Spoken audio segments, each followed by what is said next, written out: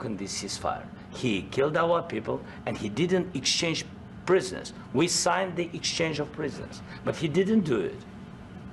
What kind of diplomacy, JD, you are speaking about? What do you mean?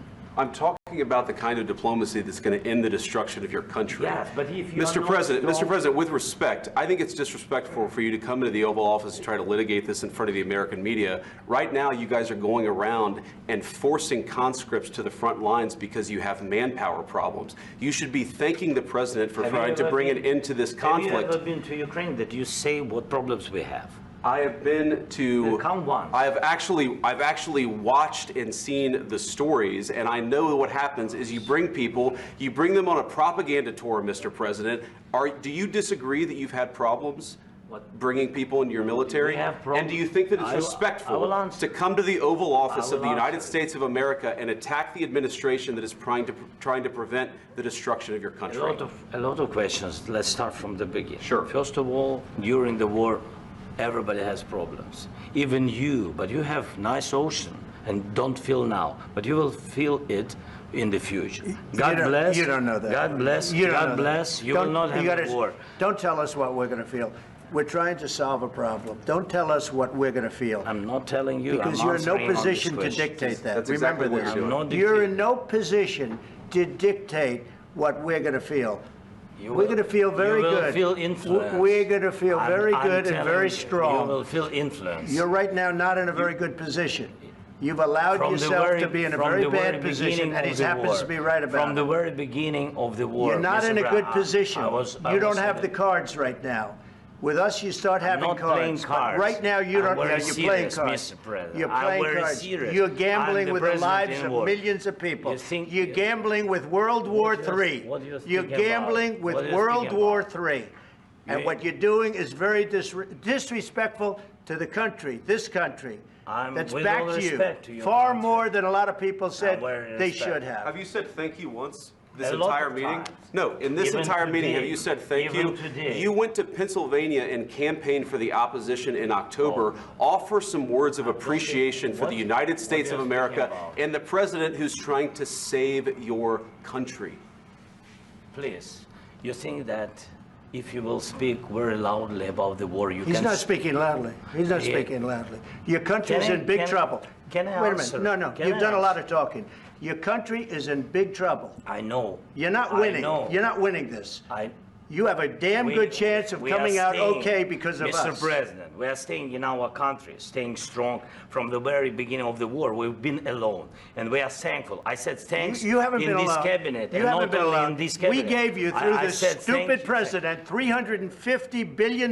You voted we gave for you your military equipment, and your men are brave, but they had to use our military. What about if you didn't have our military equipment, if you didn't have our military equipment, this war would have been over in 2 weeks. In 3 days. I heard it from Putin. In 3 days. This is something maybe new. Less. In 2 weeks. Of course he has. It's going to be a very hard thing to do business like this. Again, I tell you. Just say thank you. I said a lot of times that there are disagreements, and let's go litigate those disagreements rather than trying to fight it out in the American media when you're wrong. We know that you're wrong. But you see, I think it's good for the American people to see what's going on. I understand, sir. I think it's very important. That's why I kept this going so long. You have to be thankful. You don't have the cards. Thankful. You're buried there. Your people are dying. I can tell you you're again, running low on soldiers. Listen, you're running low on soldiers. It would be a damn good thing. And then you tell us, I don't want a ceasefire. I don't want a ceasefire. I want to go and I want this. Look.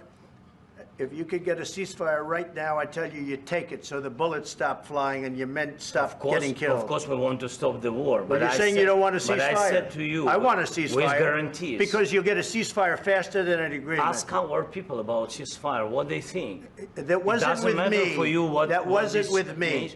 That was with a guy named Biden, who was not a smart person. That was with Obama. It was your president. Excuse me. That was with Obama, who gave you sheets, and I gave you javelins. Yes. I gave you the javelins to take out all those tanks. Obama gave you sheets. In fact, the statement is Obama gave sheets and Trump gave javelins. You got to be more thankful, because let me tell you, you don't have the cards. With us, you have the cards. But without us, you don't have any cards. One more question to Mr. Vice President. I'm sorry, here. It's going to be a tough deal to make because the attitudes have to change. What if Russia breaks ceasefire? What if Russia breaks peace talks? What do you do then? I understand that it's a heated conversation right now. What are you saying? She's asking, what if Russia breaks the ceasefire? What if anything? What if a bomb drops on your head right now? Okay? What if they broke it? I don't know. They broke it with Biden because Biden, they didn't respect him. They didn't respect Obama. They respect me. Let me tell you, Putin went through a hell of a lot with me. He went through a phony witch hunt where they used him and Russia. Russia. You ever hear of that deal? That was a phony Hunter Biden, Joe Biden scam. Hillary Clinton, Shifty Adam Schiff. It was a Democrat scam. And he had to go through that. And he did go through it. We didn't end up in a war. And he went through it. He was accused of all that stuff. He had nothing to do with it. It came out of Hunter Biden's bathroom. It came out of Hunter Biden's bedroom. It was disgusting. And then they said, oh, the laptop from hell was made by Russia, the 51 agents. The whole thing was a scam. And he had to put up with that. He was being accused of all that stuff. All I can say is this. He might have broken deals with Obama and Bush, and he might have broken them with Biden. He did, maybe. Maybe he didn't. I don't know what happened. But he didn't break them with me. He wants to make a deal. I don't know if you can make a deal. The problem is I've empowered you to be a tough guy. And I don't think you'd be a tough guy without the United States. And your people are very brave. But you're either going to make a deal or we're out. And if we're out, you'll fight it out. I don't think it's going to be pretty, but you'll fight it out. But you don't have the cards. But once we sign that deal, you're in a much better position. But you're not acting at all thankful. And that's not a nice thing. I'll be honest, that's not a nice thing. All right, I think we've seen enough. What do you think? Huh? This is going to be great television, I will say that. All right. We'll see what we can do about putting it together. Thank you. Guys, come on, let's go. We'll see. I don't know. Mr. President, is there no deal? Mr. President, can you tell us what happened? President Zelenskyy, can you tell us what happened?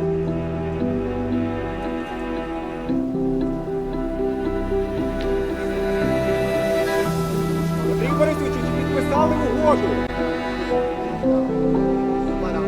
Пане Єрмак,